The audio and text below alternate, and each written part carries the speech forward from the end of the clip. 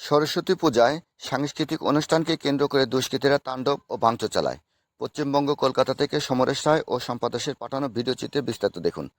8 ফেব্রুয়ারি শনিবার মেদিনীপুর জেলার পাঁশকুড়া পৌরসভার 7 নং ওয়ার্ডের মধুসূদন বার এলাকায় সরস্বতী পূজা উপলক্ষে সাংস্কৃতিক অনুষ্ঠান চলাকালীন দুষ্কৃতীরা ঢুকে তাণ্ডব ও ভাঙচুর চালায়। জানা যায়, বেশ কয়েকজন দুষ্কৃতীরা এই অনুষ্ঠানে প্রবেশ করেছিলেন। মহিলাদের উত্ত্যক্ত করাকে কেন্দ্র করে এই দুর্ঘটনা ঘটে। আহত হয় 2 জন, তবে একজনকে গ্রেপ্তার করেছে পাঁশকুড়া থানার পুলিশ। বিস্তারিত ভিডিও চিত্রে। একটি অনুষ্ঠান হয়, নাচানাচি করে প্যান্ডেল ছিঁড়ে মেয়েদের গায়ে আটকাচ্ছে, মেয়েরাও নাচানাচি করেছিল, তাদের গায়ে পড়ে। এই করে ছেলেরা একটু তাদের ধরে মারপিট, তারাও মারপিট করতে করতে ঠাকুর ভাঙতে ছুটে ওদের মারপিট করতে জলে ঝাঁপিয়ে পালিয়ে যায়।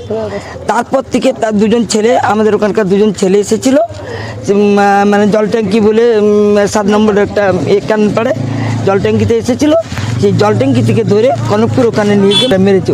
ওই ছেলেগুলোর নাম জানি না, ওদেরকে আমরা চিনি না। ওরা কিন্তু এই পুজো উপলক্ষে যায়, এরকম যখন তখন করে।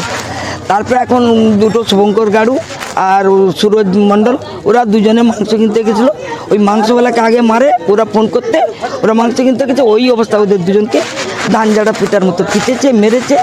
তারপর এবার আমরা থানাতে কমপ্লেন করতে এসেছি, কিন্তু আবার ওদেরকে আমাদের তৃণমূলের ছেলেরা বলছে যে করব, পেশেন্টকে ফোন করে বলছে যে তোদের মাদেরকে আসতে বল। আমরা থানায় এসেছিলাম, থানা থেকে ফিরে যাচ্ছি, আর বলছে আসুক, আমরা ঘরে বসে আলোচনা করব।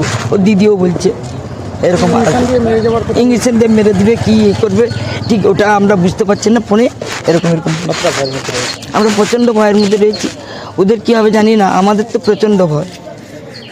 আমরা হয়তো হুমকি পাচ্ছি। আমার এক ভাইপোর মেশিন পুড়িয়ে দিয়েছে, ডিজে মেশিন পুড়িয়ে দিয়েছে। আমরা খুব প্রচণ্ড ভয়ে রয়েছি। জানি না ওদেরকে ওইভাবে তৃণমূলের ছেলেরা সাহায্য করছে যে তোরাই কর। এখন রুগী পেশেন্ট উঠে পড়ছে, তার মা তখন আগে বলল যে আমি টিন্টু সেনাপতির সাহায্যে যাব, কিন্তু যাচ্ছে না। এখন থানা থেকে ফিরে যাচ্ছে। নির্মলা মণ্ডল।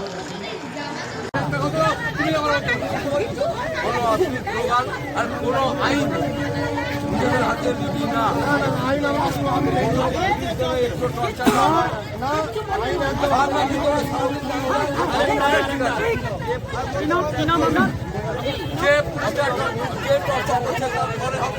আইন কত আমরা হাতে দেবো কেন? আমরা আইন হাতে নিই, আমরা হাতে নিই। এটা তোদের বলে গেলাম হ্যাঁ, তারপরে ঠিক আছে।